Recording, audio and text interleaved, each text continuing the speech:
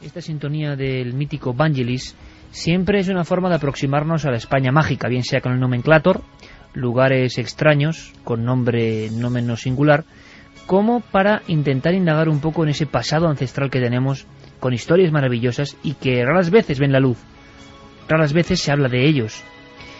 Y yo creo que merece la pena tener desplazado a un reportero, un compañero de este equipo, en un lugar creo que muy frío, un lugar que fue además origen de algunos casos muy raros, por ejemplo de ovnis con supuestas visiones de tripulantes, año 1973, un lugar que se ha conservado casi perfectamente y que tiene muchos enigmas a su alrededor. Ese lugar se llama Rupit. Allí está, en Cataluña. Juan Vallejo, buenas noches. Buenas noches, Iker, ¿cómo estás? Tú bajo cero casi, ¿no? Pues yo me estoy congelando prácticamente, no sé si es viento, que ahora mismo por una tramontana terrible, pero terrible, y la verdad, no, el sitio este es, bueno, aparece en un artículo de ahorita, realmente si el demonio puso aquí su dedo, eso por un capricho, porque se conserva desde el siglo XVII igual, estoy justo ahí más afuera del pueblo. Se oye mucho el viento, Juanje, no sé si puedes resguardarte de alguna forma, porque la verdad es que tenemos problemas, la tramontana en vivo, esto también es radio, ¿eh? No, pero si voy en vivo, espérate, voy a intentar meterme aquí. ¿Me escucháis aquí un poquito mejor? Sí, un poquito mejor. Y ponte un gorro. Sí, bueno, cuidado que tú hemos vivido alguna tramontana en Menorca, acuérdate, sí, Carmen, sí, y cuando terrible. Sopla la tramontana da un poco hasta miedo, las ventanas golpean, los árboles se quedan como encorvados, en fin, no me extraña que nazcan muchas leyendas en lugares donde sopla el viento así, Juanje.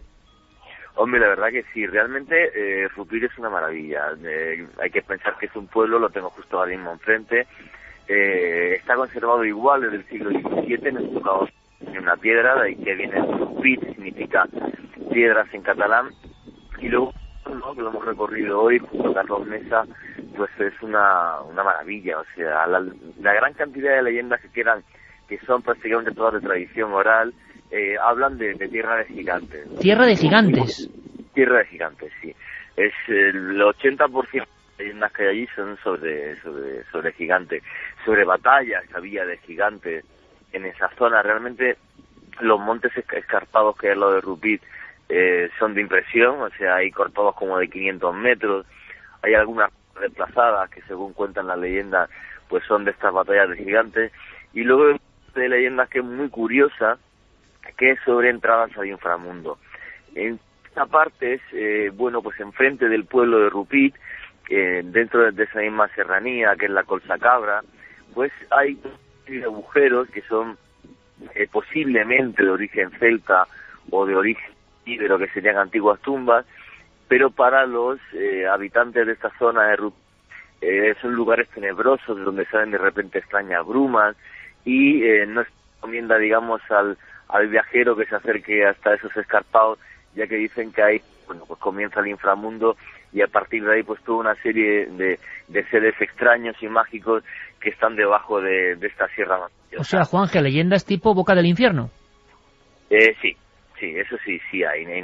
Justo en la parte, digamos, cuando uno llega a Rupit, el pueblo está, digamos, en la parte izquierda de una ladera, pues en la parte derecha de la ladera, enfrente, caminando como una hora más o menos, ver los agujeros que comento, y ahí sí se habla de estas bocas al inframundo, que son realmente, bueno, posiblemente tumbas muy, muy vivas.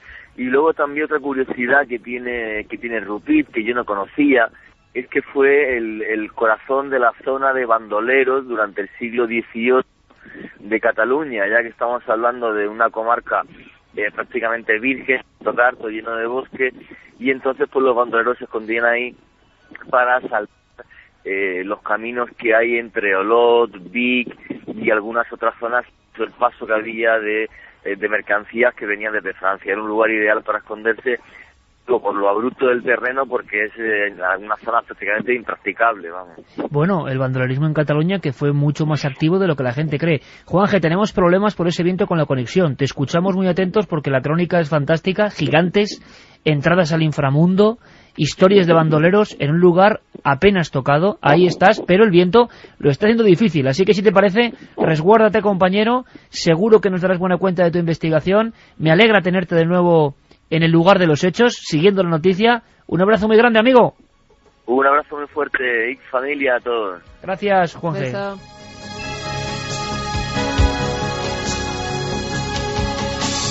Me estoy imaginando a Juanje, Santi y Carmen pasándolo francamente mal, buscando un hueco para hablar, y la verdad es que era muy interesante lo que contaba, pero pegaba el viento, ¿cómo pegaba la tramontana en Rupit, Sí, es que la tramontana cuando quiere, fíjate cómo están los árboles en Menorca, ¿verdad? Que es cuando maravilloso. da ese viento.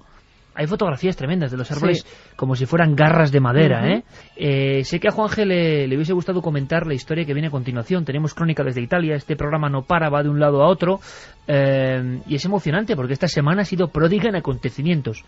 Los vampiros del Perú, para la historia, el fantasma de Sting, casi nada, por ser quien es, y el caso vertebrado como está, que no es tontería, pero es que encima...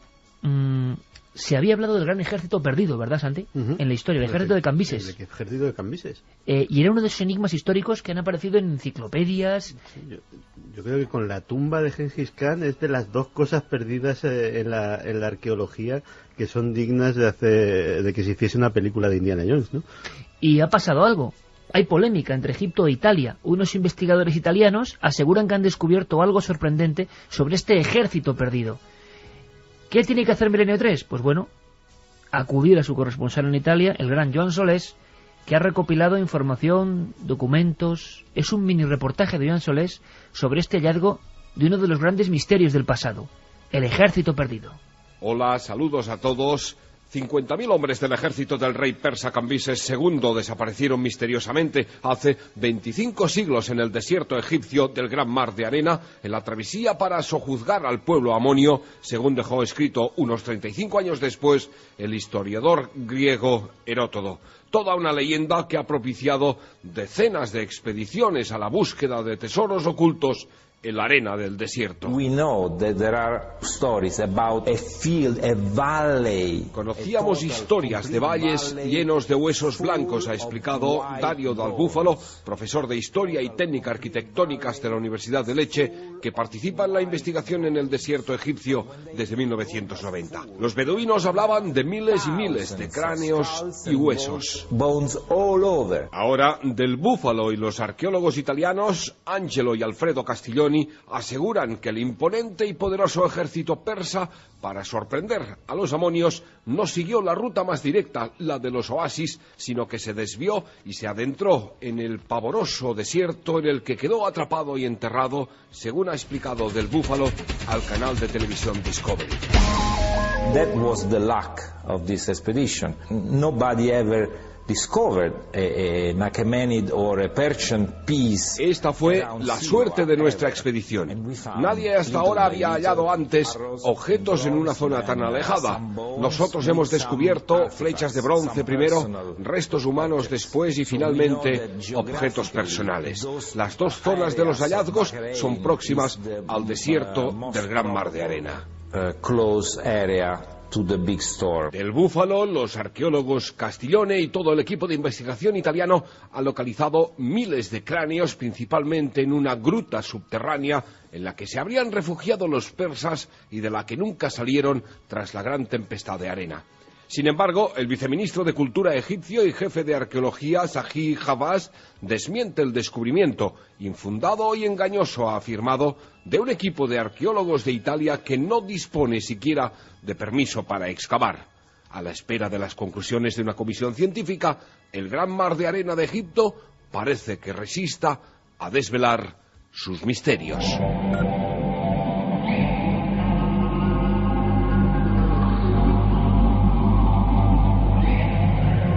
Geray Martínez, que de nuevo nos sumerge en el miedo, en este miedo sonoro. Escuchen.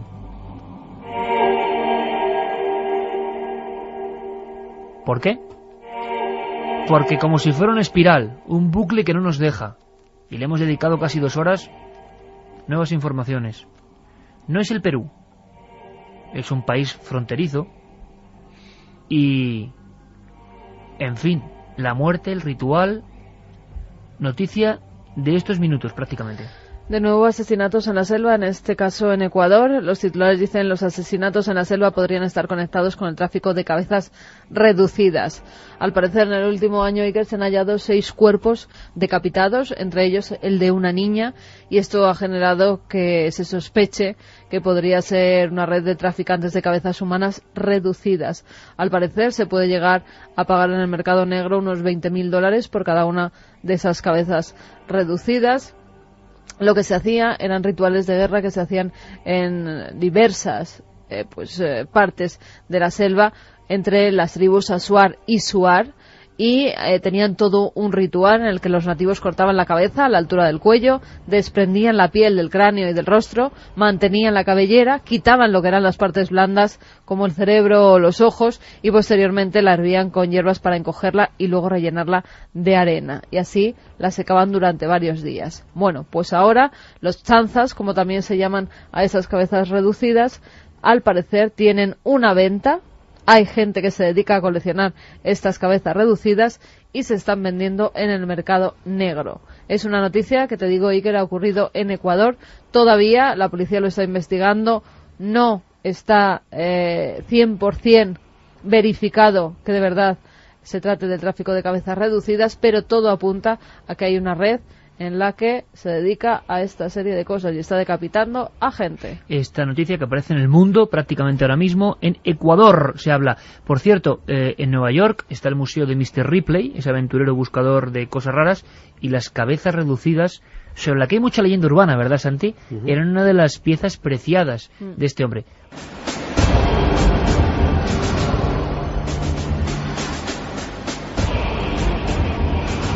¿Cómo va esa encuesta, Carmen? Pues vamos a verla ahora mismo. Ya hay mucha gente que ha votado. La pregunta era, ¿crees que se utiliza grasa humana en la fabricación de cosméticos? 62,6% cree que sí, 37,4% cree que no. En fin, el porcentaje sube y sube, y nosotros, repito, no decimos nada ni acusamos Yo a creo nadie. que no, fíjate. Las botellas de Inca Kola llenas de grasa son una realidad que ha mostrado la policía, y aquí hemos hablado con datos sobre la mesa. ¿Queréis que viajemos al mundo de la conspiración? ¿Queréis que todos juntos a las 3:23, hora Capicúa, escuchemos esos soniquetes tan especiales? ¿Qué nos trae Santiago Camacho? Pues verás, Iker, estos días, estas semanas pasadas que hemos estado hablando de ese bombardeo científico que se hizo a la Luna, pues andaba yo recordando una historia curiosa, y me alegro que sea hoy el día en que la lanzamos, porque después de un programa tan denso es mejor desengrasar un poco. Nunca mejor dicho lo de desengrasar. Sí, ha sido un término afortunado. Bueno, no mucho. Es una historia de la Guerra Fría y que indica mucho la verdadera naturaleza que tuvo este conflicto, porque en realidad la Guerra Fría, como su nombre indica, tuvo muy poco que ver con una guerra verdadera. Se parecía más bien a las historias que se cuentan alrededor de las hogueras de campamento, que parecía que el que conseguía espantar un poco más al rival, el que se le ocurría la barbaridad más grande, pues ya llevaba algo ganado. Así que no nos extraña que en aquella época curiosa se produjeran historias y proyectos tan raros como los que vamos a citar a continuación.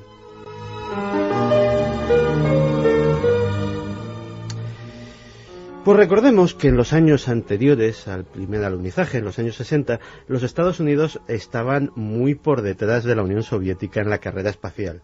Los soviéticos habían colocado el primer satélite artificial, los soviéticos habían colocado el primer hombre en órbita, y para los Estados Unidos se veían en la necesidad de tener que hacer algo urgentemente si no querían que el comunismo se expandiera por el espacio exterior a una velocidad bastante importante. Pero claro, lo del aterrizaje lunar, que fue realmente lo que le salvó la cara a los estadounidenses, como suele pasar en estos casos, no fue ni mucho menos la primera idea que se barajó. La primera idea tenía por nombre Proyecto A-119, un nombre en clave que encubría la siguiente historia. El plan era lanzar un misil balístico intercontinental contra la Luna un misil cargado con una potentísima cabeza nuclear, de forma que el hongo subsiguiente se pudiera ver a simple vista desde la Tierra. Para eso había que conseguir que la explosión tuviera lugar en el horizonte lunar y en una noche de luna llena pues se viese la luna no redonda sino con un honguito que le había salido. Los científicos en cuestión, para esto, lógicamente, utilizaban pues, pura lógica carcelaria. Si quieres que te dejen en paz en el patio, coges al primer infeliz que pasa, le das una paliza, y todo el mundo cree que estás loco y te dejan en paz. Pues esto era poco más o menos lo mismo. Tenemos armas nucleares, somos capaces de llegar hasta la luna con ellas, a ver qué hacéis con nosotros. El nombre clasificado del proyecto A-19 era Estudio de los vuelos de investigación lunar, que bajo esas carpetas pues se ocultaba todo esto, ¿no? Afortunadamente los Estados Unidos llegaron a la conclusión de que tal vez lo de lanzar una bomba atómica contra la luna era ir un poquito demasiado lejos y pues bueno, desestimaron el proyecto y se centraron más en la carrera espacial. Pero porque no se diga que siempre decimos las cosas de los americanos, el tema de la paranoia no era patrimonio exclusivo de ellos. Al otro lado del Atlántico, los británicos estaban barajando un nuevo sistema de defensa para el hipotético caso de que los soviéticos pues atravesasen la frontera de Alemania Oriental y supusieran una amenaza. Así que diseñaron una nueva bomba atómica que no estaba diseñada en absoluto para ser lanzada desde un avión, ni puesta en un misil. Su nombre en clave era Pavo Real Azul. Y el Pavo Real Azul era básicamente una bomba atómica de gran tamaño diseñada para ser enterrada en el suelo. ¿Por qué tienen esos nombres las bombas? Fat Boy era una de ellas. Sí, los nombres en clave en general son fascinantes. O sea, yo siempre he pensado, los espías, los señores que clasifican cosas, ¿de dónde sacan los nombres en clave? Yo escribiría un libro sobre el tema y la verdad es que daría para mucho.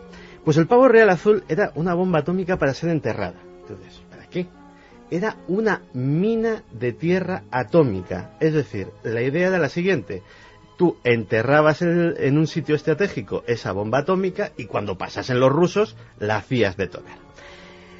Claro, lo de enterrar una bomba atómica de aquella tecnología, de aquella época, que no era la de ahora, durante, por ejemplo, un largo y frío invierno, suponía un problema técnico importante, que era que el frío podía congelar la maquinaria, podía congelar los elementos, y entonces pues hubo un pequeño brainstorming entre los científicos británicos. Dijeron, ¿qué hacemos con esto? Dice, pues podríamos envolverlo con mantas y fibra de vidrio para aislarlo.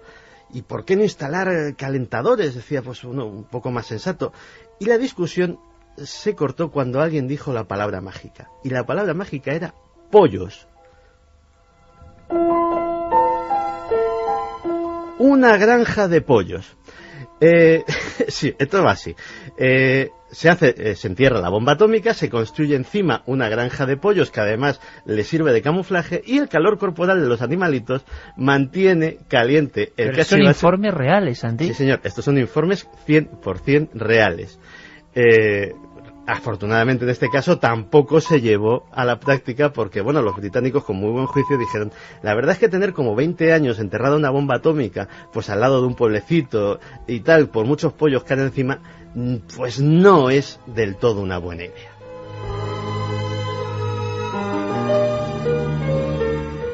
Volvamos a los Estados Unidos, que allí los hemos dejado con la Luna y con sus bombas, y la siguiente que se les ocurrió fue decir, bueno, pues vamos a poner un hombre en la Luna, pero vamos a ponerlo, pero ya que lo ponemos tampoco hay necesidad de traerlo, porque realmente era lo complicado. Es decir, el problema técnico grande de una misión lunar no era colocar a 1, 2 o 3 hombres en la Luna, sino era traerlos de vuelta realmente. Así que así nació el Proyecto Horizonte. Y el Proyecto Horizonte estaba diseñado 10 años antes de que llegase el primer hombre a la Luna. Estaba diseñado para colocar a 2 astronautas en la Luna para que creasen una base estable. Esos astronautas sabían que de momento con la tecnología de esa época no podrían regresar jamás. Pero además, ya que iban con una alegría tremenda. Claro, pero es que además, ya que se pone una base en la Luna, se la pone con un motivo, ¿no? Entonces, estos señores primero llegaban ellos con su módulo lunar y luego se les iban tirando cosas. Se les iban tirando pues material de construcción, se les iba tirando lógicamente comida, agua, todo lo que fueran precisando. Y dos tenían que hacer una base. Sí, y tenían que construir la base con sus propias manos y entre las cosas que se les tiraba armamento nuclear para, ya que tenían una base en la Luna, pues tenerla apuntando a la Unión Soviética y en caso necesario disparar desde allí.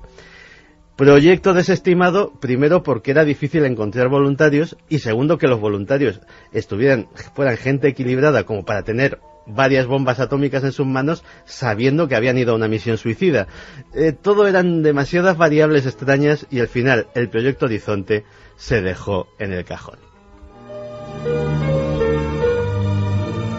Así que este ha sido un pequeño repaso a la Guerra Fría. Ha sido una mezcla entre sección de conspiración normal y Amigos de Santi. Sí, porque Amigos de Santi son los que han diseñado esos proyectos. Eran gente tremenda, pero bueno, algún día te explicaré la historia del general norteamericano que se le ocurrió como gran idea para derrocar a Fidel Castro escenificar una aparición de la Virgen de la Caridad del Cobre en el malecón de La Habana con toda suerte de escenografía, láseres. ¿Eso no fue el proyecto Mungus o algo así? Eso fue parte del proyecto Mungus y esas eran las cosas que se le ocurría a la gente en la Guerra Fría. O sea, hay una serie de historias descacharrantes que nunca se llevaron a cabo, pero que se propusieron, se discutieron y hasta se les asignó presupuesto. Y ahora se ha desclasificado. Efectivamente. Oye, pues de verdad, la próxima conspiración, cuéntanos eso. De acuerdo. La historia de las apariciones que pudieron cambiar el régimen de Fidel Castro. Hecho. Por cierto, Santi, ¿tú has escuchado alguna vez una música que vaya tan pegada a una sección como este piano? No, la verdad es que no, y además no sería lo mismo. A mí personalmente es que me da el tempo, me da el ritmo para hacerla así, y yo ya creo que no podría hacerlo sin ella.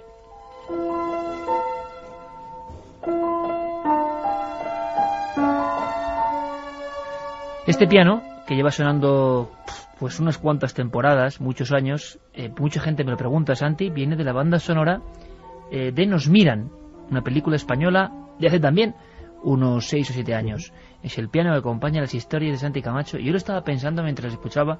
He visto pocas veces una banda sonora radiofónica que se adapte también a lo que Santi cuenta. Fue idea tuya, ¿eh? Sí, pero bueno, eso es lo de menos. La próxima semana, la historia de las apariciones de Fidel Castro, si te parece, Hecho. Santi. Vamos con otras apariciones. Carlos Largo ha investigado en su Callejero del Misterio una secuencia de hechos increíbles. Un soldado, unos milagros.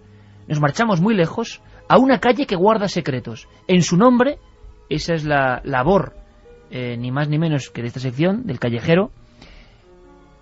Hay una serie de códigos de algo que nosotros, especialistas del misterio, no conocíamos. Soldado, milagros, calle. Bueno, lo resuelve caminando por esos lugares ya solitarios Carlos Largo.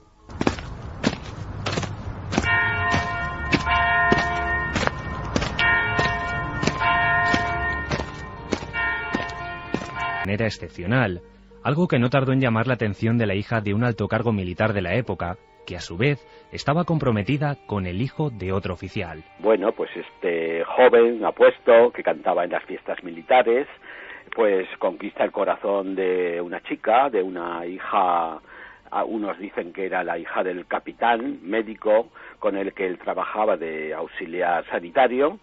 Se enamora de la chica de Benito y bueno, pues está dispuesta a ir con él a donde sea.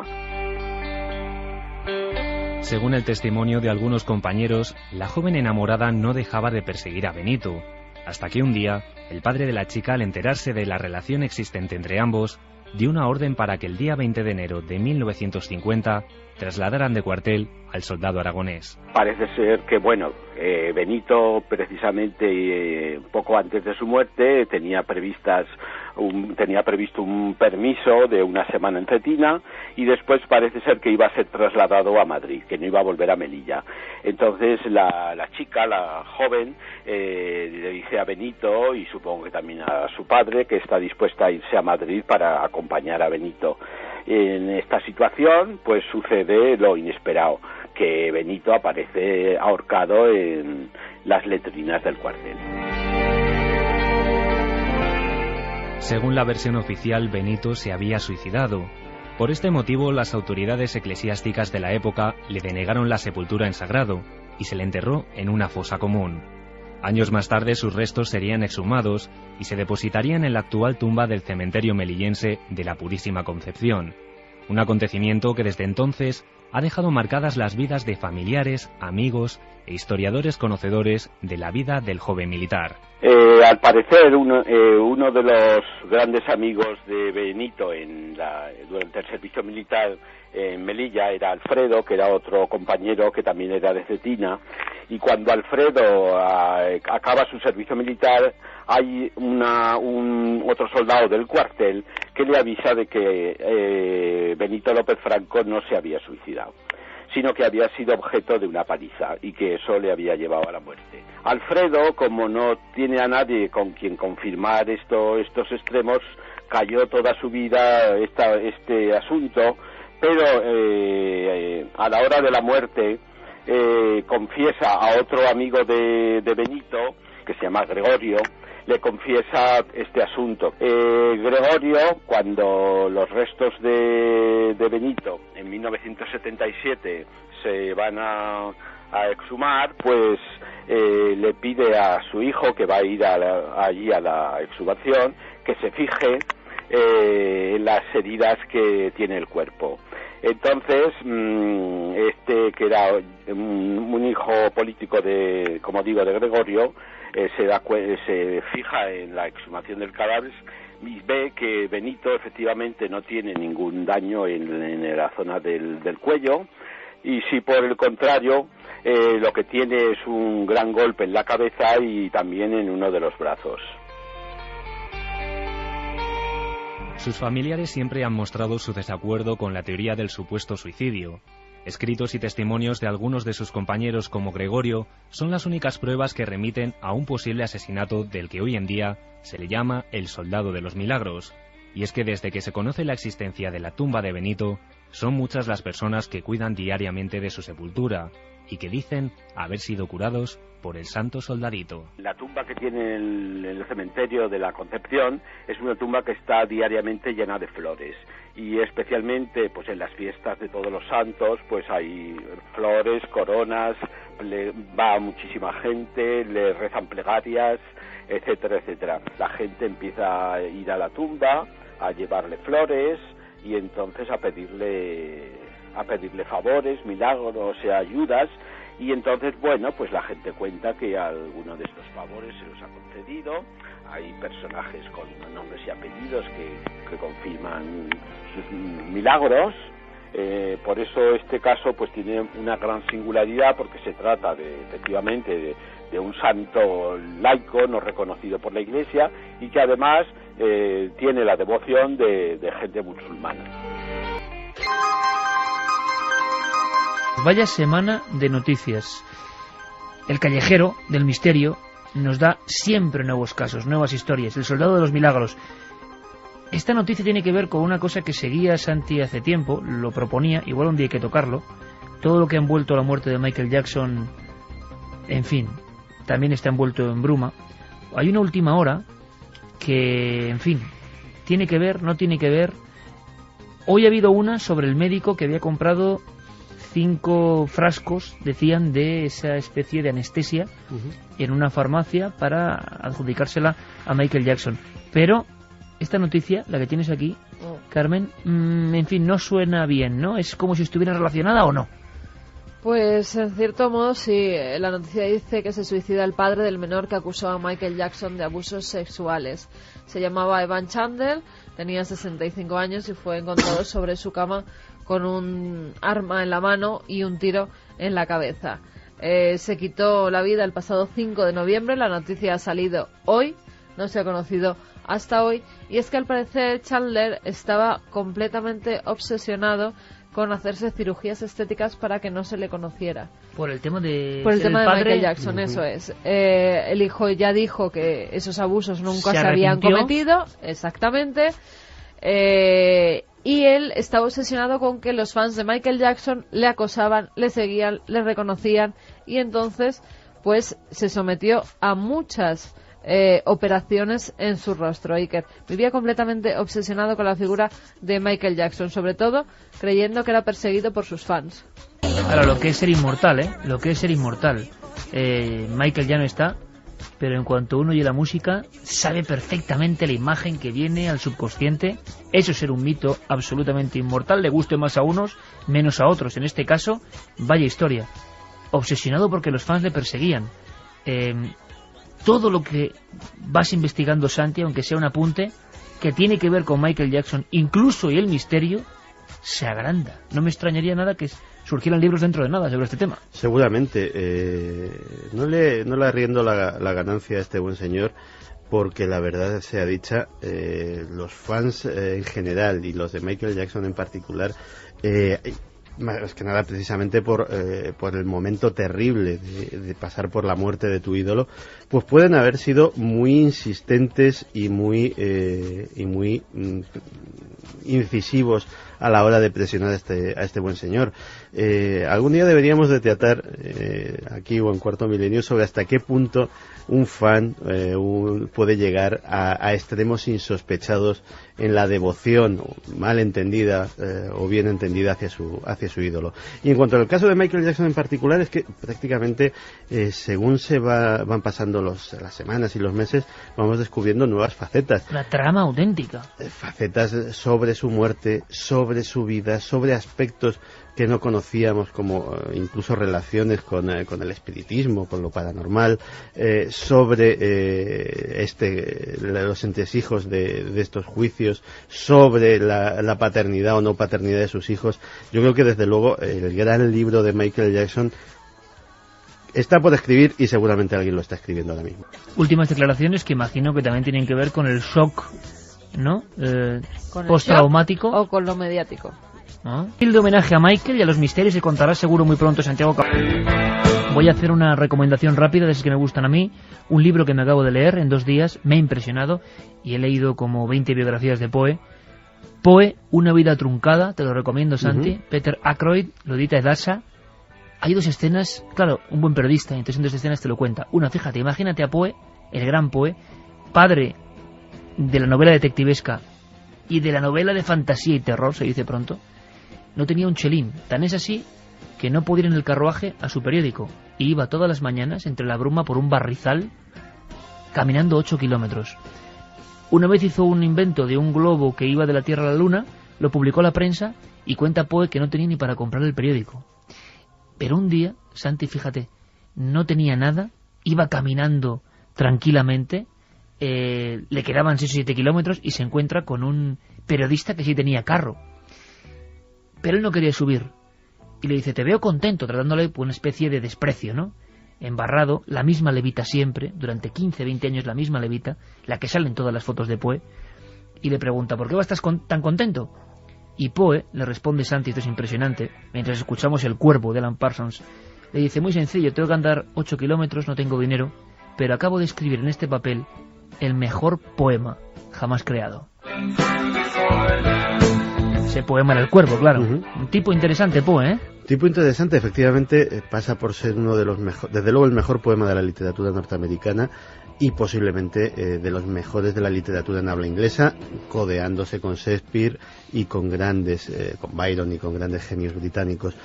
Pero fíjate que hemos unido en el tiempo a 2 personajes, a Michael Jackson, a Edgar Allan Poe, y se me ocurre un misterio fascinante, y es el misterio de estas personas que Dios, la naturaleza, el hado, llámalo como quieras, les ha dado un don especial, un don mágico para la mayoría de nosotros, gente como Michael Jackson, como Vincent Van Gogh, como el propio Edgar Allan Poe, y sin embargo son absolutamente desastrosos a la hora de manejar su vida personal, hasta el punto de que eso les lleva a tragedias inenarrables. Es decir, ¿qué misterio radica ahí? ¿Por qué lo sublime convive tan de cerca con lo miserable? Es una cosa que siempre me ha llamado la atención.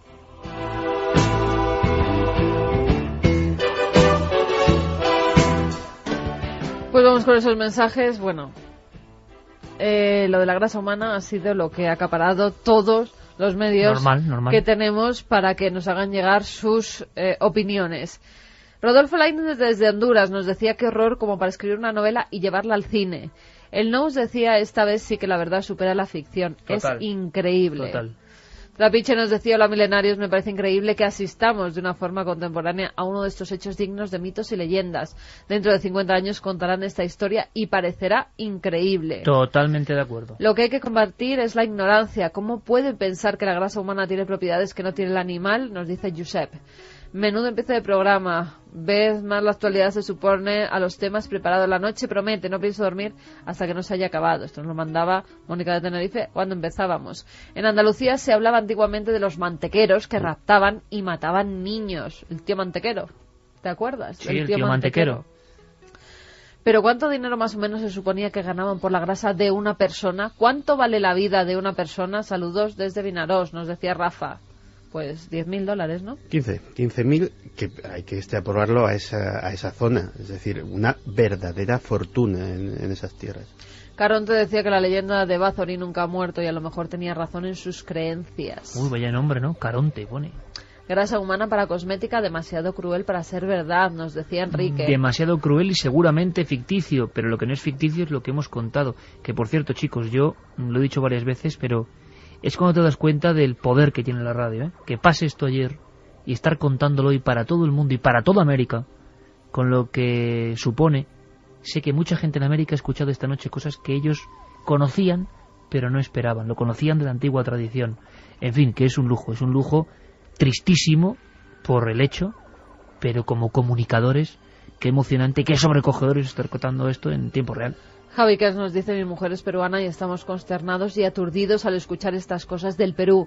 Perú es un país maravilloso, fascinante y enigmático, con muchas luces y sombras en su sociedad. Mejor descrito imposible.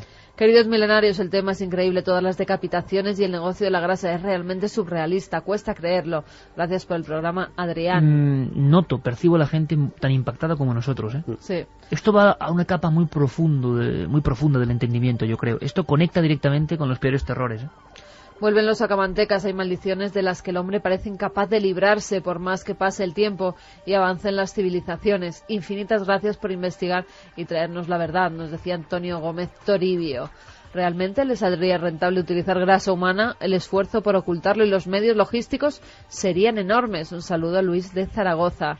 Saludos, nuestra humanidad a veces es nuestro mayor horror. Da miedo escuchar este caso, seres humanos tratados como materia prima para conseguir un producto, decía Israel. Pero a mí todo eso me parece tremendo, pero Santi, lo que más me ha impresionado, ¿sabes qué es? El aislamiento, el lugar y precisamente lo rudimentario y lo ritual de la historia.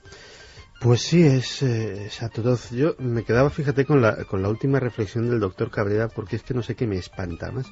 No sé si me espanta más que esas muertes sean muertes inútiles, fruto de la superstición, fruto de las creencias ancestrales, o sean muertes que han beneficiado a alguien que no conocemos de alguna forma, sean muertes de las que a día de hoy un ser desconocido en algún país está sonriendo, ¿no? Sí, está disfrutando o de lo que él cree que es el fruto de eso.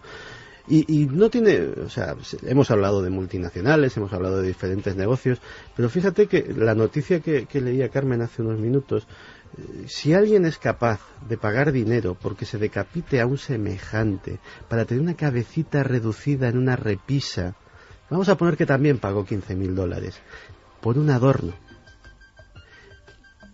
¿Qué utilidad puede tener esa grasa humana para alguien que en un momento dado pues le dé un valor supersticioso, le dé un valor místico, alguien le haya engañado y le haya dicho que puede ser medicinal? Vaya usted a saber, pero si por tener una cabecita humana se puede decapitar a alguien, ya no lo podemos creer todo. Ya empiezan los bulos, nos dice hasta dónde llegan las especulaciones. Hay quien opina que es un inmenso bulo orquestado por lobbies a favor de la bulimia. Juro haberlo oído, nos dice Juani de Écija. Pues, sí, pero los cuerpos están ahí. En fin. Tantas y tantas cosas que ocurren ocultas a la luz pública con protagonistas capaces de los más atroces actos, convencidos hasta la médula de que lo que hacen es lo correcto, nos decía Zarpo. Los sacamantecas todavía existen, eso sí que da miedo. Conectamos rápidamente con Nacho Ores. resumen de la historia, rápido, acontecimientos sobre David y Salomón, antiguos reyes importantes, y, en fin, un poco de oxígeno para esta historia tan densa que os hemos contado. Merecía la pena cambiarlo todo para contar lo que está pasando.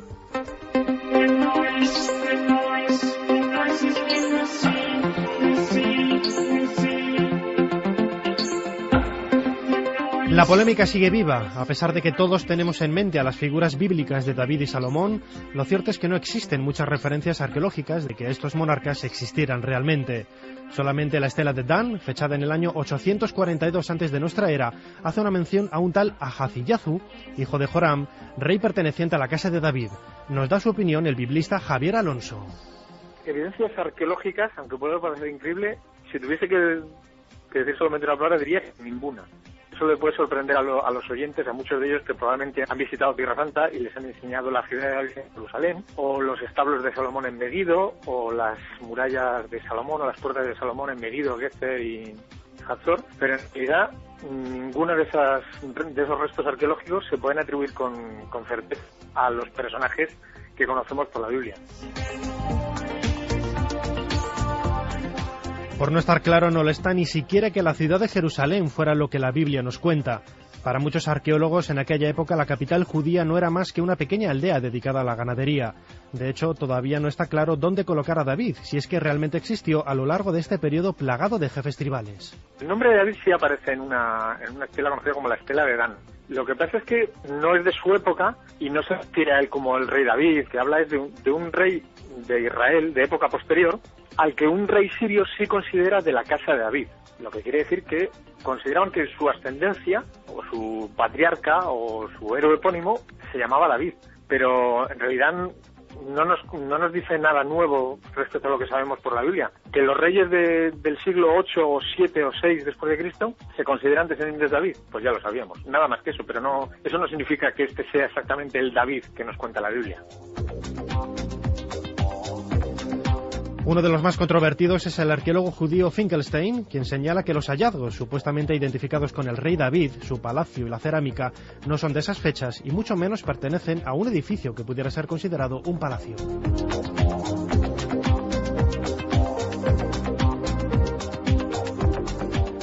El Consejo Superior para las Antigüedades de Egipto ha decidido cerrar la tumba de Tutankamón para proceder a la restauración de las pinturas localizadas en la cámara funeraria del sepulcro. Nos lo cuenta Sabri Abdelaziz, director de las misiones extranjeras en Egipto. Exponemos este año por primera vez la momia de Tutankamón. Estamos intentando hacer alguna restauración, pero para ello hemos decidido cerrar la tumba. La mayor parte de la gente quería ver la momia, lo que nos ha hecho retrasar el cierre del sepulcro.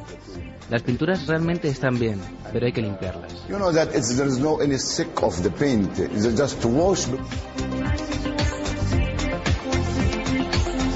El Instituto Paul Getty de Los Ángeles estudiará la causa y el remedio para evitar que las colonias de hongos que empiezan a expandirse por las paredes de la tumba acaben dañando irremediablemente el monumento. A esta noticia hay que sumar la reciente apertura de la casa de Howard Carter, descubridor de la tumba de Tutankamón, localizada en la entrada del Valle de los Reyes y que puede ser visitada desde el pasado 4 de noviembre. Este instrumento musical también nos retrotrae al primer tema que hemos efectuado y que hemos intentado diseccionar para todos vosotros, los enigmas de la música clásica. Y desde luego qué impacto, por lo menos a mí, ha producido esta historia en investigación, abierta desde luego. Quizá pueda llegarnos más datos esta misma noche, quién sabe, pero todavía en nuestro país hay esos hostales de carretera. Yo tengo alguna que otra anécdota en hostales de carretera, sobre todo en la época, tú te acuerdas muy bien, Santiago Camacho, de la época de enigmas, sí, que andábamos de un lado para otro, y yo tenía que dormir muchas veces en estos lugares, y claro, hay ciertos enclaves que son bastante, en fin, escalofriantes, y que uno llega, sobre todo de noche, después de hacer un reportaje, no tiene otra salida, evidentemente son mucho más selectivos antes y de rancia abolengo, y prefieres ir a otros lugares, también por la cuestión económica de aquella época, y caramba, en algunos sitios, me acuerdo perfectamente un hotel de carretera en Granada, pero que tú dices es otro, en Cádiz. El de Cádiz es el lugar, que yo no quiero ni recordar, más terrorífico, donde yo he pasado una noche investigando, se habló hace 15 años o 14 años, Pero recuerdo uno, por ejemplo, en Granada, que me tuve que quedar, que no sé si existirá, pero cuando Paco nos contaba la historia de este crimen sin resolver, yo le decía ahora fuera a Paco, oye, es que puede haber esta noche gente que está escuchándonos en un hostal de carretera, en un motel, pues porque está de viaje, los transportistas que nos siguen, pues bueno, que están ahí durmiendo y que están escuchando esta historia. El de Granada me impresionó, y no sé por qué es esos sitios que no tenían nada de extraordinario, pero desde que llegas hasta que te vas, y no en un reportaje, recuerdo que fuese especialmente macabro el que yo estaba cubriendo en aquel momento, porque eso puede influir evidentemente en el ánimo de una persona, pero tengo en la mente muy presente que era un lugar en el que estuve inquieto desde la noche que llegué hasta que me tuve que marchar, y me marché de allí con el viejo todoterreno que tenía, como alma que lleva el diablo.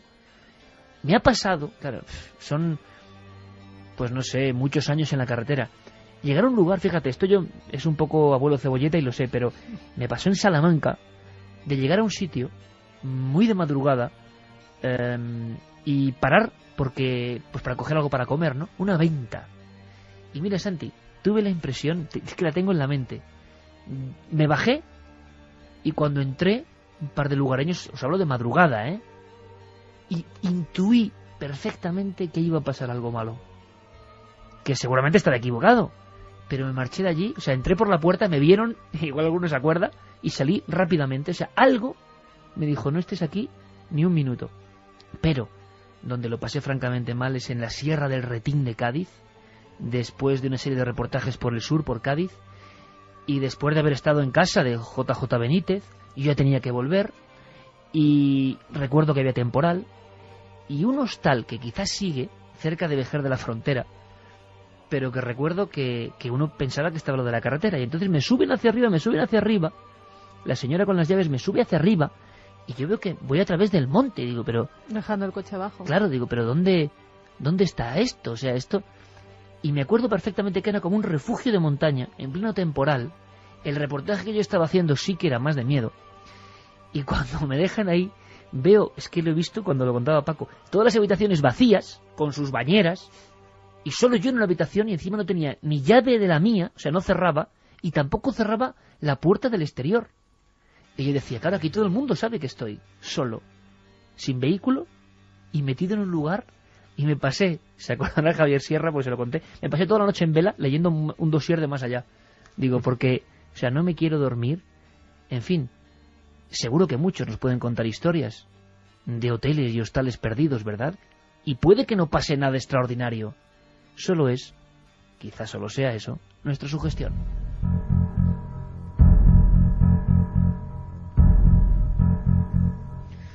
Pues la psicofonía está dando mucho que hablar porque nadie se pone de acuerdo. Yo entiendo que la psicofonía dice Rosy o algo así, un saludo. Claro, pero igual en el impacto ese, pero sí, claro, si te dicen antes atrapadlo, pues escuchas algo así. Si te dicen otra cosa... me lo digan, no escucho atrapadlo, ni atrápalo, ni nada de nada, la verdad, Francisco nos dice, enhorabuena por el programa, a mí me parece un ladrido. En esto coinciden varios. Un ladrido de perro.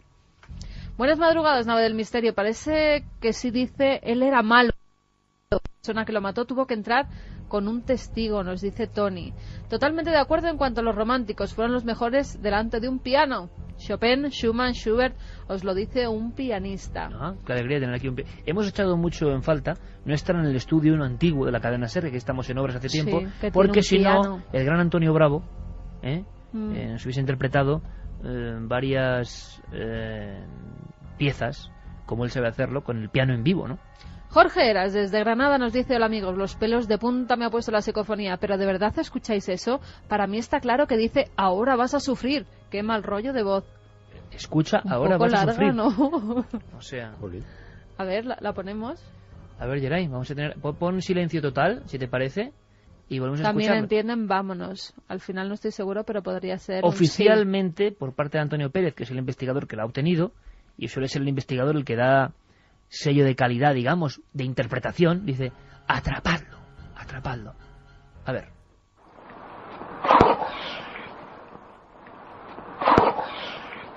Atraparlo. Geray dice, vámonos. ¿Vámonos porque vamos con otro tema o vámonos por, pues yo entiendo, por la psicofonía? ¿árabas o almas? Pues en fin, todos... Yo es que si me dicen que soy un estornudo también me lo creo. O sea, que no escuchas nada, ¿no? No. Bueno, más nos dicen, claramente dice mátalo, Susana Juárez Bonilla. Habrá más, nos decía Gallego. Yo más bien oigo un disparo. Otros dicen, la psicofonía no se escucha nada. Sí, la verdad es que opiniones para todos los gustos, pero desde luego es una de las difíciles. No podemos perro compararlas. rabioso mordiendo algo, Francisco Jesús nos Muchos lo hablan dice. de perro. Sí. Yo no sé si había perros por la zona, Paco. ¿Llegaste a ver perros por la zona, Paco? No, dice que no. No. Yo no entiendo nada, pero da muchísimo miedo, nos dice Nuria desde Madrid. Pues oyen de todo, Iker. Desde En fin, frases largas hasta más cortitas. una psicofonía que pone colofón a una historia y que Clávalo por lo tanto o impacta. tápalo. Nos dice Pilar, clávalo, tápalo. Hombre, clávalo, Desde le la daría unión. un aspecto, aún si cabe, más fúnebre a la historia. Y luego muchos mensajes sobre el tema principal de los músicos. No entro a valorar quién es el mejor, solo decir que Mozart es mi fiel compañero, tiene una música para cada estado de ánimo, es mi ídolo, nos decía Clara desde Tenerife. Oye, puntualizar, qué interesante el reportaje de Fermín y de Carlos, con médicos hoy en Valencia que siguen empleando el efecto Mozart, o sea que no es una cosa como de nueva era, que a veces tú sabes, Santi, que hay como fenómenos que cierta gente impulsa, se acaban muriendo, no valen para nada, tienen época, bien sean determinadas vitaminas, bien sean determinadas cuestiones, pero esto se sigue empleando en los hospitales y hay que dejarlo claro. Sí, porque en contra de muchos de estos fenómenos pasajeros que salen 2 libros, se monta el revuelo correspondiente y luego se olvidan, en el origen hay investigaciones serias, investigaciones científicas, contrastadas, y lógicamente eso lleva una trayectoria larga. Y lógicamente además en el mundo de la medicina, dentro de lo que son las ciencias, siempre se ha mantenido una postura muy práctica, que es, si es beneficioso, se aplica. Y luego ya nos molestamos en averiguar exactamente cómo funciona, pero mientras los beneficios sean demostrables experimentalmente, lo aplicamos.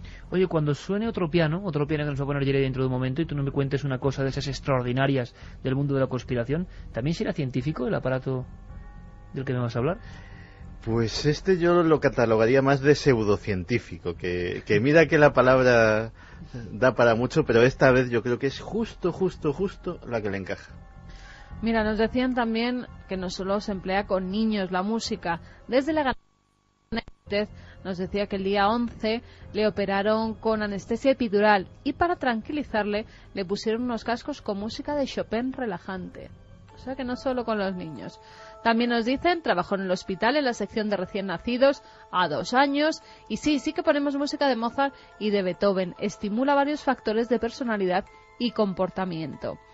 Nos decían también es necesario ser muy especial para escribir música tan bella. Admiro a todos los músicos, tienen una sensibilidad especial. Fabio desde Asturias, un tema muy interesante el de hoy. Creo que la música es el idioma universal, es un verdadero misterio como una canción o una melodía nos puede transportar en el tiempo o cambiar nuestro ánimo. Una película preciosa sobre el milagro de la música con duelo musical entre pianistas incluidos. La leyenda del pianista sobre el océano. Os la recomiendo, nos dice Margarita. Vamos a apuntarla, la leyenda del pianista sobre el océano. Por cierto que hace poco alguien nos agradecía esa especie como de constante señalización de que nosotros ponemos músicas a veces terroríficas, pero también intentamos ser un bálsamo para la gente que lo pasa mal. Sabemos que hay mucha gente que lo está pasando mal. Hemos recibido un mensaje de un buen amigo que a mí de verdad me ha estremecido, me ha impactado, el amigo Félix Redondo, y le queremos mandar un abrazo muy grande, lleno de ánimo, un abrazo enorme, porque es un muchacho junto con otros, que hace una labor encomiable, entusiasta, y a veces la desgracia, ¿no?, y las historias se cruzan en nuestra vida. A todos nos ha ocurrido, a todos nos pasarán cosas, eso lo tenemos todos clarísimo, y hay que aprovechar la vida al instante precisamente por eso, ¿no?, y intentar ser con todas las fuerzas lo más felices. Nosotros siempre en nuestro pensamiento está la gente que lo pasa mal, que nos escucha, por ejemplo, desde hospitales, desde lugares de rehabilitación, en fin, gente que, por ejemplo, está postrada en la cama y que sabemos y notamos, y a veces se nos olvida decir, sabemos que estamos ahí con ellos y que son parte de nuestra gran familia y que nunca los vamos a olvidar. Pero en especial me vais a permitir que a este amigo, a Félix, le mandemos un abrazo enorme y cósmico.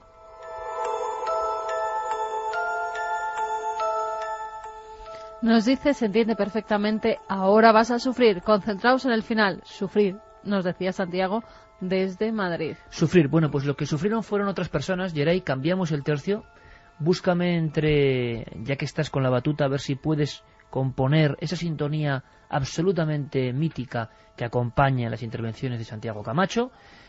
Mucha gente pregunta por esta sintonía, que es de la película española de hace unos 10 años, Nos miran, interpretada por Carmelo Gómez. Una de las piezas tenía esta maravillosa sintonía, y en cuanto la escuchamos dijimos para nosotros, ¿no? Y sobre todo, para una sección que cuente cosas que casi nadie cuenta. Y en esta ocasión son cosas muy increíbles. Bueno, juzgad vosotros mismos.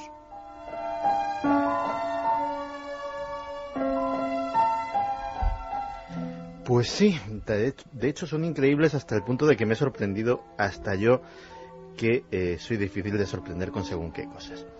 Que la Guerra Fría, la disputa durante décadas entre la Unión Soviética y Estados Unidos, fue una época en la que se disparó la paranoia hasta límites difícilmente concebibles hoy en día, ya hemos dado muestras abundantes.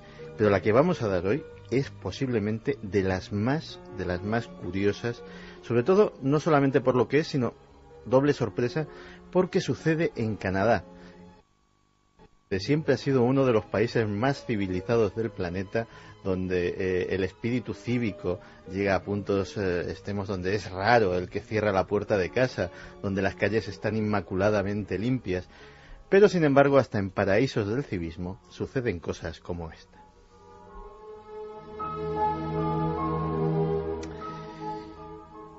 Década de 1950, plena Guerra Fría. Los servicios secretos occidentales están obsesionados con la seguridad. Cualquier científico, cualquier militar, cualquier diplomático es susceptible de revelar información al enemigo. Y una de las formas, aparte lógicamente del soborno, aparte del sexo, que muchas veces la seducción se ha empleado en el espionaje y podríamos hablar largo y tendido de ello, una de ellas será el chantaje.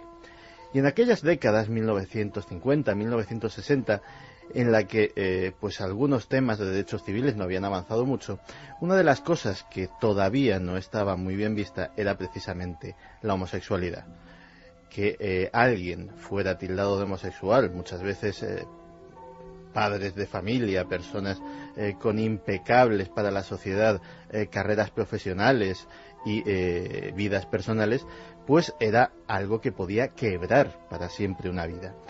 Esto lo sabían los servicios de inteligencia y pensaron que ese era precisamente uno de los puntos débiles que tenían en esa barrera de defensa contra los comunistas.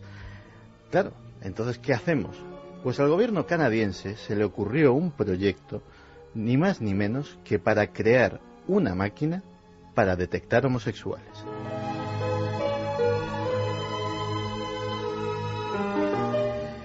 El proyecto recayó, si queremos ya darle un giro más de pintoresquismo al asunto, sobre la Real Policía Montada del Canadá. Estos señores con sus uniformes rojos y sus gorritos curiosos, pues aparte de eso tenían un departamento de investigación y desarrollo que desarrolló una máquina que le llamaron en clave la tragaperras.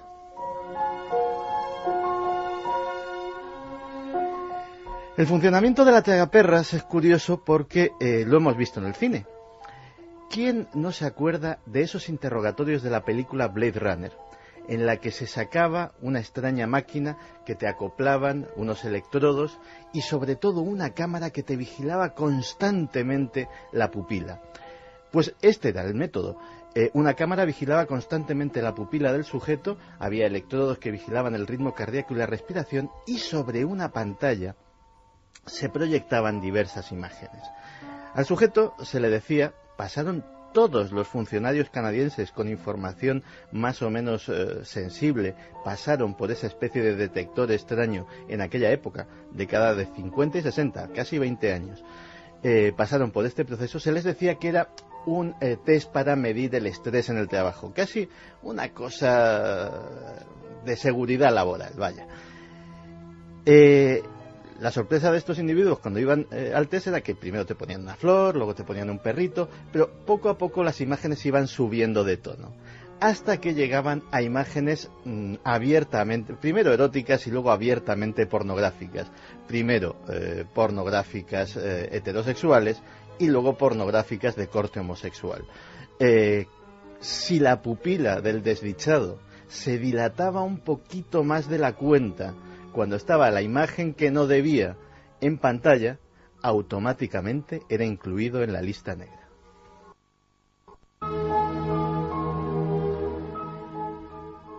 Y no fueron uno, ni dos, fueron 9.000 policías, funcionarios, militares, que fueron depurados, despedidos fulminantemente de sus cargos por un test que ni siquiera, y eso se puede demostrar fácilmente, era exacto, ni muchísimo menos, porque la dilatación de la pupila podía depender, por ejemplo, de factores tan aleatorios como que la fotografía en cuestión, la diapositiva, emitiese más o menos luz, fuera más o menos clara, con lo cual la pupila se contraía o se dilataba en consecuencia. Lógicamente, el proceso llegó un momento, a finales de la década de los 60, en que se dejó de usar, pero nadie, a esos miles de personas que se vieron de momento en la calle, luego con sus vidas alteradas, luego con un estigma en muchas ocasiones que ni siquiera le correspondía, pero que desde luego justo no era en ninguno de los casos, de por vida. No ha habido compensaciones, no ha habido disculpas, no ha habido juicios, no ha habido demandas. En definitiva, como vemos a lo largo de todas estas historias de la Guerra Fría no dejó batallas, pero desde luego dejó muchas víctimas. Algo ha ocurrido, y algo que tiene que ver con objetos caídos del cielo. Pero si Jerry nos pone la música cósmica, es por eso, porque hay que mirar al cielo. Es una investigación que ha llevado a cabo nuestro compañero Fermín Agustí esta semana. La noticia surgía sobre Puebla, que es un lugar, cuidado, donde ya en 1979 se habló de UFO crash. UFO crash, ese término de los ufólogos norteamericanos, para definir objetos, según ellos, volantes y muchas veces de procedencia intergaláctica. 1977, me dice Carmen, no 79 en Puebla, pues se había estrellado. Bueno, pues ahora es que en el mismo lugar, esto de inmediato, le dije a Fermín, oye, ponte a indagar, porque yo creo que esto es curiosísimo. Nunca ha pasado antes en la historia de la ufología, en tiempos recientes, en el mismo entorno, dos objetos que han caído. Se habló primero, Fermín, buenas noches. Hola, buenas noches. Se habló en un principio de meteorito. De un meteorito, de hecho yo cuando llamo a México pensaba simplemente que iba a ser un meteorito y que no iba a haber nada más. Y en el momento que me pongo en contacto con la radio XNQ de Tulancingo, me dicen que realmente lo que ya no piensan es que sea un meteorito, que puede Han ser cambiado cualquier de idea. cosa menos un meteorito. Se habla de que es un objeto volador no identificado, no tienen pruebas todavía contundentes, o incluso de dos satélites. Sale una noticia de que un satélite americano y otro ruso han chocado y que han salido basura, de la basura del satélite. Que han chocado y ha generado una explosión. No, ha generado basura, ¿vale?, que está en el espacio y que alguna puede caer en la Tierra. Que ese puede ser el caso de lo que ha ocurrido, que ha caído basura. Pero desde luego no es un meteoro, que se habló de que ha dejado un cráter inmenso en las primeras noticias. Lo primero que llega es que han dejado un cráter de 30 metros. ¿De qué día estamos hablando, Fermín? Del 10 de febrero. O sea, nada, hace 3 días. El 10 de febrero. El cráter dicen que es de 30 metros. Cuando yo le pregunto al periodista, ese cráter ya nadie lo ha llegado a ver. La policía le dice que en dos situaciones, dos localizaciones, él va a ver una y no está. De hecho, si quieres tenemos justo la grabación. Vamos a escucharlo. Venía un aparato así frente al sol, pero salió de acá por las antenas. Un aparato. Ajá, como eso. Así. Cuando dice el señor como eso, me está señalando la ventana que es redonda. Sí. Sí. Y pasó donde estaba yo así, pero hacia arriba.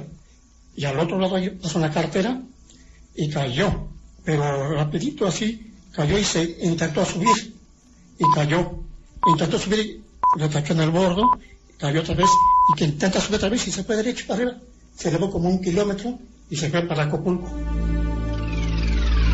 ¿Pero qué está definiendo este testigo? porque es una especie como de saltos que da el objeto, siempre según su precisión. Él parece que estaba cerca justo del lugar de impacto. Es un zapatero que es entrevistado en esa radio, ¿no? Sí, es entrevistado. El señor se llama Francisco Roldán. En la entrevista que nos han pasado de la radio dice que había otra persona que también lo vio, que era algo circular con antenas, y pues lo que cuenta que cae, rebota hasta 2 veces y luego ya se eleva y desaparece.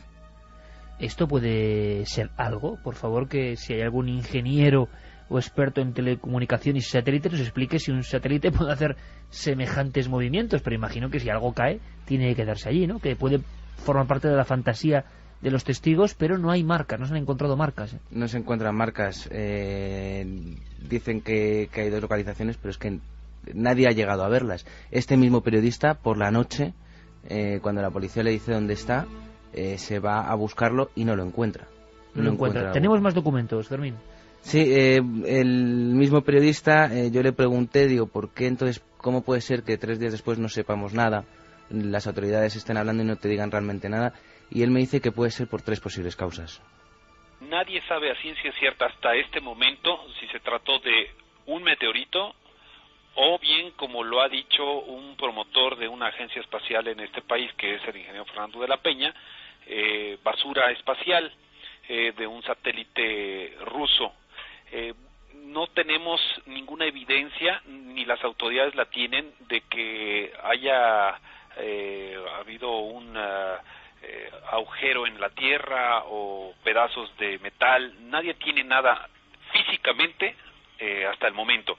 Lo que sí tenemos es toda la versión de los ciudadanos del estado de Hidalgo y del estado de Puebla de Los Ángeles, que es la capital, que vieron una bola incandescente surcar los cielos, lo mismo aquí en Tulancingo, aquí en Hidalgo. Y bueno, este fenómeno que se vio en el cielo, una bola incandescente de fuego surcando los cielos, produjo un estruendo tal que provocó el movimiento de la Tierra y la vibración de las ventanas de las casas y de los comercios. Primero porque yo casi estoy seguro que las autoridades no saben, locales, no saben de qué se trata. Esa es la primera. La segunda, porque está fluyendo la información de manera muy lenta, y hay una última que es la que todo el mundo está suponiendo, que ya desde el 10 de febrero saben dónde cayó, qué fue lo que cayó, y están actuando las autoridades de manera muy sigilosa, porque hasta este momento ni la Defensa Nacional, ni la Secretaría de Gobernación, ni la Fuerza Aérea Mexicana, ni el Ejército ha hecho una declaración al respecto. En fin, yo creo que es bastante extraño lo que nos cuentan. Hay una última hipótesis, un último comunicado, Carmen, que habla de esta posibilidad. Como todos los comunicados, yo por lo menos es mi instinto, después de un acontecimiento donde hay dudas, el comunicado puede ser la verdad o puede ser todo lo contrario, ¿no? Claro, de lo que se habla, como ya apuntaban antes, es de chatarra espacial de los restos del satélite ruso Cosmos 2421. Al parecer, este satélite, que fue puesto en órbita el 25 de junio de 2006, en febrero de 2008 sufre una ruptura. Hay más de 15 pedazos que al parecer están por el espacio, y uno de esos pedazos dicen que es el que puede haber caído, pero también apuntan que no hay cráter, con lo cual no puede ser un meteorito, no puede ser basura espacial, o por el momento no la han encontrado. Está la dicotomía de si están ocultando información, como ya pasó en 1977. ¿Qué pasó? Como antes apuntabas, en Puebla. Pues fíjate, Iker, era 29 de julio del 77, 6 y 10 de la mañana. Incluso hay una filmación, por una casualidad, que se da en ese mismo momento. Un director de cine, Abel Salazar, está con el equipo de trabajo rodando las escenas finales de una película que además no tenía nada que ver con el espacio, se llamaba Picardía Mexicana. Estaban rodando al amanecer cuando ven que varios objetos, 3 en concreto, están surcando los cielos. Gracias a ellos hay una película filmada, una filmación de esos 3 objetos volantes no identificados. ¿Se ha visto alguna vez la película o no? La película, al parecer, sí se ha visto, pero esas escenas unos dicen que fueron manipuladas, otros dicen que esas escenas desaparecieron para siempre. En fin, también hay pues mucho oscurantismo en cuanto a esa filmación en 33 milímetros. Es en el mismo lugar, es en Puebla, México. Dice que la grabación dura 22 segundos, que hay 14 personas que fueron testigos, más todos los que se encontraban en la calle en ese momento, que al parecer eran cientos de personas ya. Bueno, lo que se ven son 3 objetos volantes, en un principio lo mismo, un ruido tremendo, dicen que incluso la tierra empieza a temblar, y aquí lo que ven también es como esos objetos bajan casi hasta el suelo y de repente empiezan a volar rápidamente hacia el cielo. Pero es lo mismo que ha descrito este señor. Prácticamente lo mismo. Que llegan a descender, a tocar suelo y a subir de nuevo. Pero en este caso parece que vuelve a bajar por lo menos uno de ellos y que se estrella. Es lo mismo que ha descrito el señor. Claro. Que ahí una subida y bajada 2 veces. Hasta ahí quedaría como una incógnita, podía ser un meteorito de nuevo, podía ser chatarra espacial. Lo que pasa es que en este caso se encuentran metales. Los investigadores encuentran un trozo que es analizado, incluso están los resultados con carbono, manganeso, silicio, cromo, es lo que analizan que tiene ese material que encuentran. Que ese trozo demuestra ser de alta pureza, bajo contenido en azufre, en fin. Que para los ufólogos se estrelló un ovni que ocultaron las fuerzas, porque ahí empieza lo de siempre, cuando hay un objeto volante que parece haberse estrellado, ya se habla de hombres de Estados Unidos que habían llegado hasta Puebla, México, para recoger pues ese hierro que quedaba, esos restos que quedaban, que habían ocultado la nave, e incluso se hablaba de humanoides, un nuevo Roswell en Puebla, en México. Por el momento no se sabe absolutamente nada, la información se ocultó, se dijo que había sido un meteorito que había caído y los ufólogos siguen preguntando hoy en día qué fue lo que cayó, qué era el ovni de Puebla de México. Fijaos si han sido efectivas las maniobras de ocultación, sea lo que sea, que yo no sé lo que es, evidentemente, que han pasado 33 años de este caso y no hemos vuelto a saber nada. Que no pase esto con lo que ha ocurrido hace 3 días, ¿no? Pero UFO Crash, que se recuerda en la historia, dicen, ¿no? Historia registrada, 1790, en el pueblito de Alençon, en Francia, la definición que había, a mí me daba mucho miedo, era muy enigmática, no era, imagino también que aderezada por la leyenda, un globo, claro, la visión era un globo de fuego que cae con a un bosque. Entonces la gente del pueblito, de prácticamente una aldea, salen todos corriendo a ver qué ha pasado. Y están viendo una especie de dirigible atrofiado entre llamas. Una especie de experimento que ha salido mal. Pero lo que uno de los testigos describió es un extraño ser parecido a un niño quemado huyendo bosque adentro. Hicieron una comisión para encontrar a ese niño, 1790, siglo XVIII, o sea, el siglo de las músicas que estábamos escuchando prácticamente, y nunca lo encontraron. Me pareció siempre un caso muy enigmático. A día de hoy no sé el catálogo de UFO Crash en el mundo, qué niveles de casos bien contrastados o polémicos tendrá, ¿qué número de casos, mejor dicho? Pues probablemente que pasen la veintena, porque sin entrar en el siglo XX, fíjate que luego tendríamos el caso de Aurora en Texas, 1897, ¿no? Sí, efectivamente, que directamente, además, uno de los ocupantes es enterrado en el cementerio del pueblo. Hay que hacer un dossier especial, yo creo, de UFO Crash, Sí, se lleva por delante un molino de viento, o sea, no es una cosa... No, eran cosas físicas. Efectivamente. Aunque sobre lo de los airship un día tenemos que hablar, porque es la historia, por lo menos hasta donde he conseguido indagar yo, es casi más apasionante que si fueran extraterrestres. Y hasta ahí puedo leer. Bueno, pues apúntalo, porque en breve a toda esa gente que estará inquieta con lo que ha pasado, y mucha gente mexicana que nos escucha en México a través de Internet, que hacen que nuestro programa sea pues lo más escuchado en castellano en la red, cosa que nos enorgullece. Ahí están los mexicanos, los amigos de México. Bueno, pues vamos a intentar investigar, vamos a intentar saber más. Mira. Y hacemos ese dossier, Santi. UFO Crash, impactos de cosas desconocidas más allá de Tunguska y cosas que parecían... Bueno, Tunguska también estaría ahí, pero bueno, estos casos tan raros que se ocultaron, ¿verdad? Incluso había un caso en el Irak de Saddam Hussein. Había, porque digamos que las inquietudes paranormales de Saddam Hussein es un tema del que se ha hablado muy poco y también tiene mucha amiga que contar. No está nada mal. En Etiopía, en el 81, un caso muy parecido al de Torrejoncillo en Cáceres, una especie de esfera, un poco con forma de vela, que arrasó 150 casas. Hay una casualidad que, fíjate, parece que a los habitantes de Puebla, en México, pues le tienen que caer todos los satélites rusos, toda la chatarra espacial, porque en el caso de 1977, claro, en 1990 piden un acta de liberación de información, uno de los ufólogos, y lo que se dice es que ese día, cuando había caído o cuando habían visto esos 3 objetos volantes no identificados, había entrado a Tierra la tercera fase del cohete soviético que puso en órbita al satélite ruso Cosmos. Hasta casi el mismo satélite. No deja de ser curioso que un acontecimiento del año 77, Cosmos, sí, que será que tiene su trayectoria ahí y que puede ser la víctima propiciatoria. Fermín, lo que hacemos es estar muy atentos.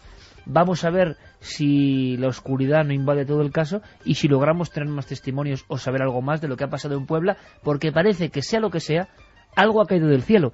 Y yo me he quedado muy sorprendido, imagino que tú también, porque lo que describía ese individuo hace 2 días, que es increíble y nadie lo describiría porque es como de invención, o sea, es algo, alguien se inventa algo y no dice que cae, rebota, sube, vuelve a caer y vuelve a subir, y es lo mismo que tenemos en los testimonios del año 77. O sea que seguimos la investigación. No es rebote, lo pueden describir así como una bajada muy fuerte, casi tocando al suelo. Lo que sea, pero es igual que lo que describieron en el 77. En este caso con 3 objetos, ¿eh? Fermín, investigación abierta, vamos a ver qué logramos. A ver qué si se consigue. Venga, un abrazo, Fermín, gracias.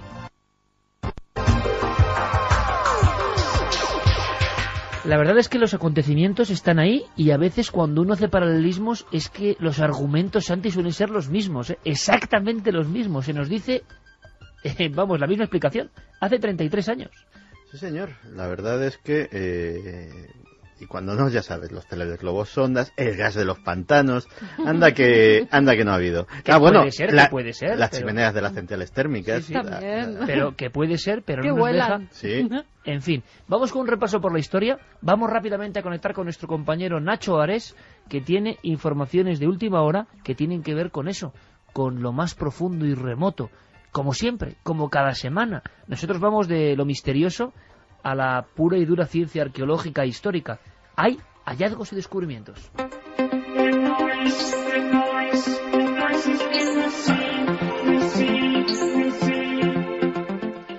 El extraño grabado visible sobre el árbol conocido como escorpión, situado en la cima de las montañas de Santa Lucía, en California, no se debe a la mano de unos aburridos vaqueros, tal y como se creía hasta ahora, sino que representa un mapa estelar dejado allí hace siglos por los indígenas.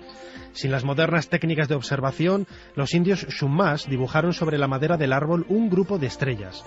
¿Cómo lo hicieron? Nos lo cuenta Carlos Coello, astrónomo del Museo de la Ciencia de Valladolid. El seguimiento se puede hacer de la única forma prácticamente posible, que es a simple vista, fijándote en la posición de las estrellas, tomando algunas como referencia y a partir de ellas observar diariamente o a la medida que puedas con mayor frecuencia ese movimiento que tienen en el cielo.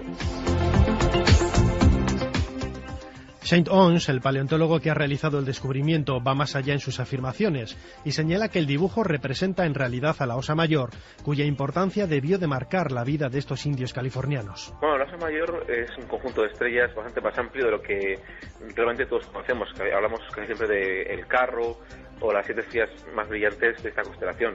El Carro, al ser un conjunto de estrellas brillante, fácilmente reconocible porque la forma es muy sencilla. Siempre ha estado ligado tanto a la orientación como a diferentes motivos.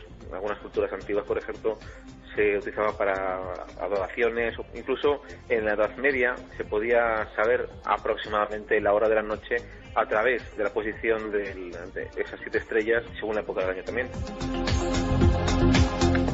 Para el investigador estadounidense, la observación de las estrellas fue para los indios Chumash como ver en el mismo canal de televisión un maravilloso programa que nunca llegaba a su fin.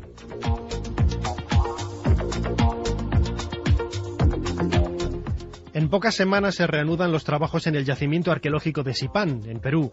Las nuevas tumbas descubiertas en los últimos años, pertenecientes a personajes nobles de la cultura mochica, alientan a los arqueólogos a la búsqueda de nuevos hallazgos. Por ejemplo, en la tumba del señor de Zipán, algunos de los siervos enterrados junto al rey tenían los pies mutilados.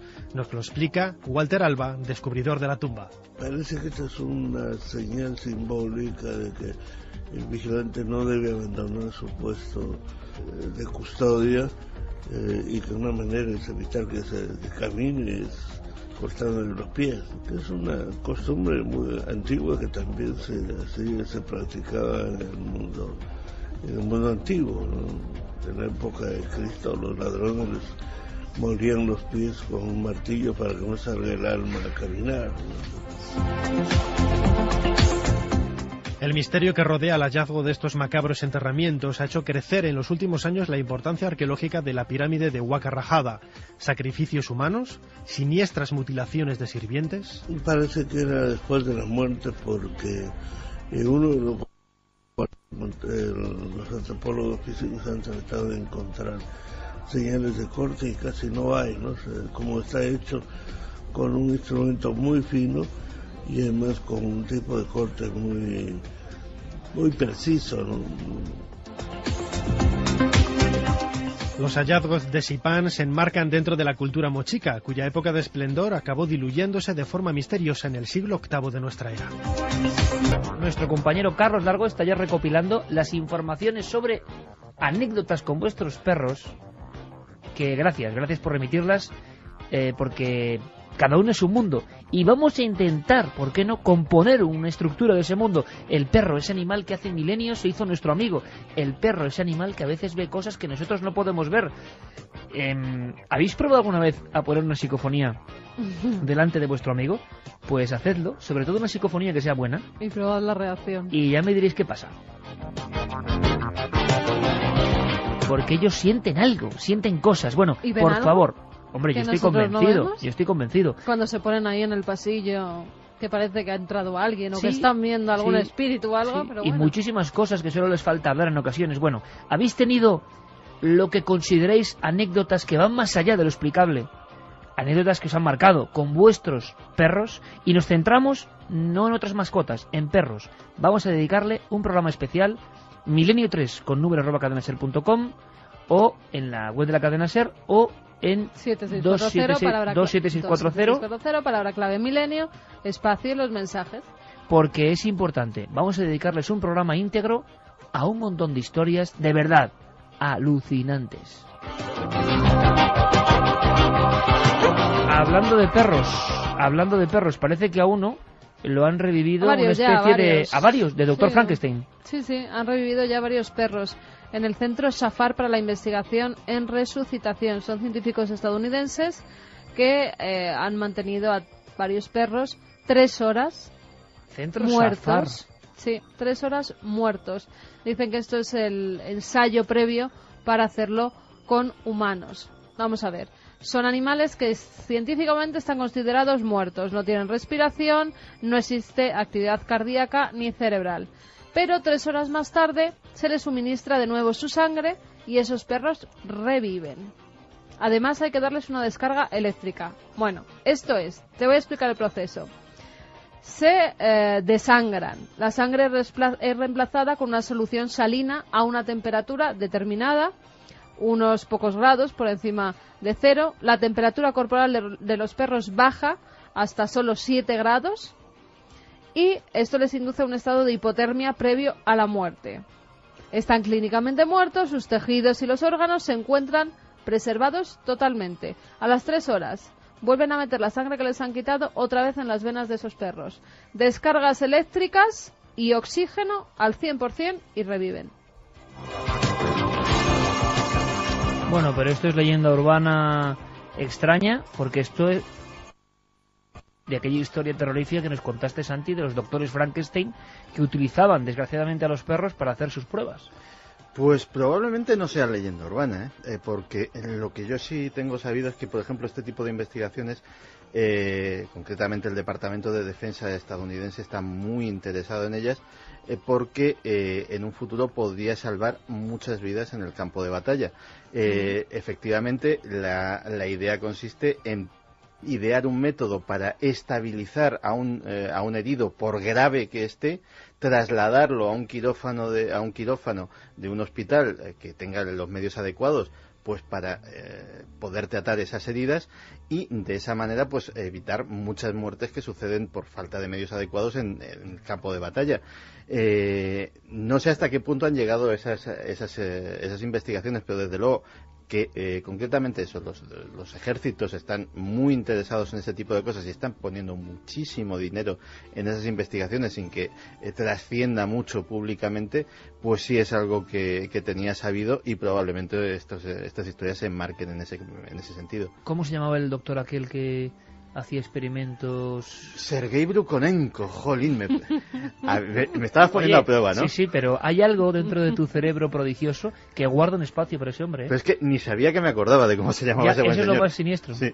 Está ahí. Sergei Brukhonenko está ahí. Porque yo he estado dudando entre dos grandes ídolos rusos, Brukhonenko y luego el hombre que se puso delante del acelerador de partículas, ¿no? Ay.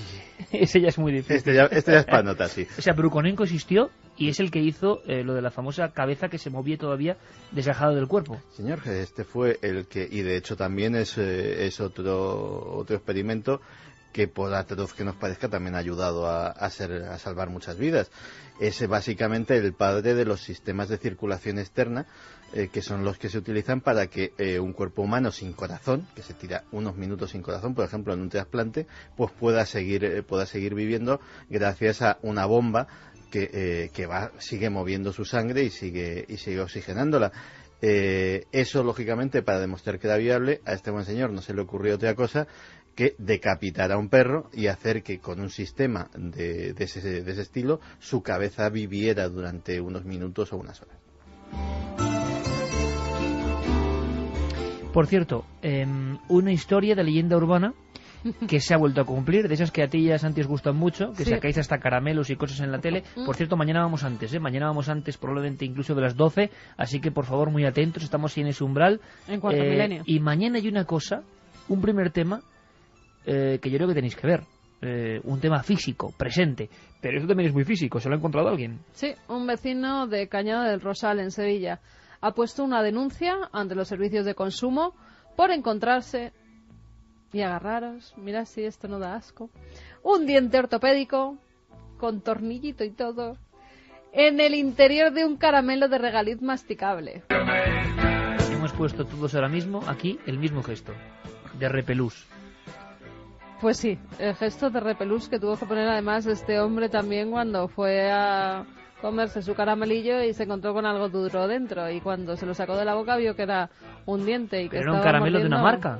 Sí, es un caramelo de una marca que se fabrica en Extremadura, que ya ha sido pues denunciado ante la Unión de Consumidores de Sevilla, que me imagino dentro del caramelo, no en el envoltorio, o sea, dentro fundido el caramelo sí, por fuera, sí. O sea, un operario se le había caído el diente. Pues me habrá caído un diente postizo a lo que es la marmita. Sí, a lo que es la melaza esa, ¿no? Para hacer el caramelo. Pues sí, al parecer sí, alguno se acercó demasiado, fue a darle una vuelta a esa pasta de caramelo y abrió demasiado la boca y se le cayó el implante. En fin, una vez más, leyenda urbana que se cumple. Pero lo malo de esto, bueno, ahora se lo ha encontrado un adulto, pero ¿y si un niño está comiendo ese caramelo y se traga el diente?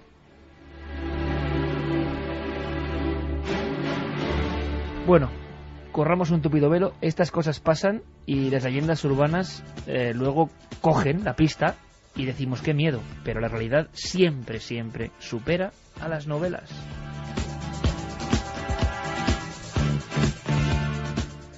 Vamos con los últimos mensajes. La música abre puertas en el cerebro que nos lleva a otros mundos. Petro desde Santander.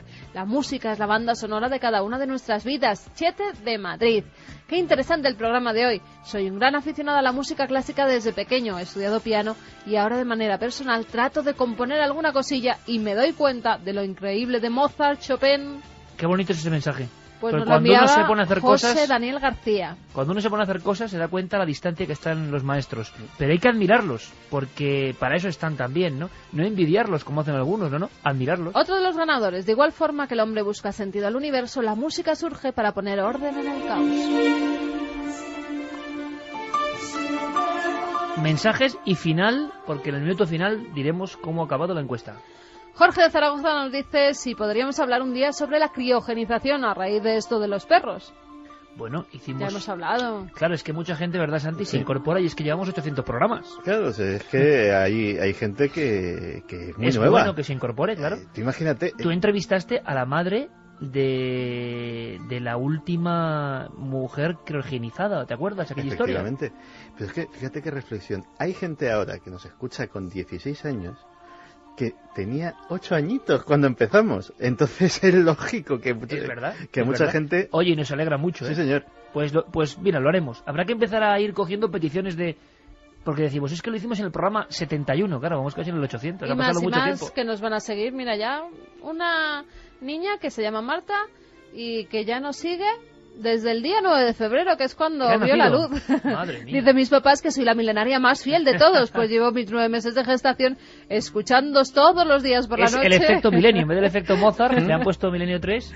En la barriga de mi mamá, mis papás, además del programa en directo, se bajan los podcasts, los escuchan todas las noches, así que vuestras voces me son tan familiares. Y con 2 días nos escribe ya. Sí, Martita Bueno, Alonso Fernández esto se llama. promete, Dice que gracias por los minutos de misterio que tan felices hacen a mis papás. Pues gracias a vosotros A toda la familia. por enviarnos este magnífico mensaje y tan buena noticia, el tener una milenaria más Hombre. en nuestras filas.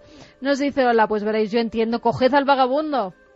La psicofonía, que siguen diciendo de todo. Coged al vagabundo. Sé que suena un poco raro, así que luego la volveré a escuchar con cascos y seguro que lo escucho mejor. Ya alguno va a entender un nombre como Sergei Brukonenko o algo así. Nos dicen también, soy Juanra de Valencia. En toda la franja fronteriza de Estados Unidos existen más de 20 áreas 51. Incluso murieron soldados al estrellarse un ovni. 200 soldados.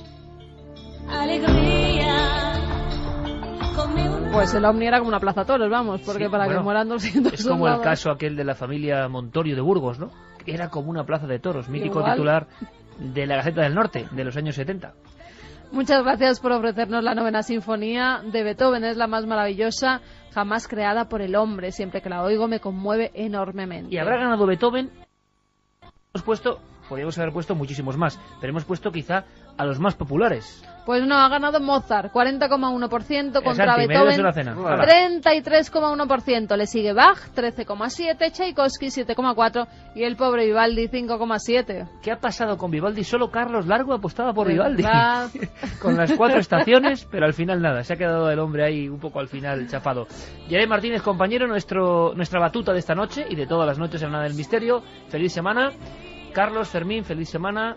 Santi, hasta la próxima semana, compañero. Hasta la próxima Feliz semana. Un abrazo muy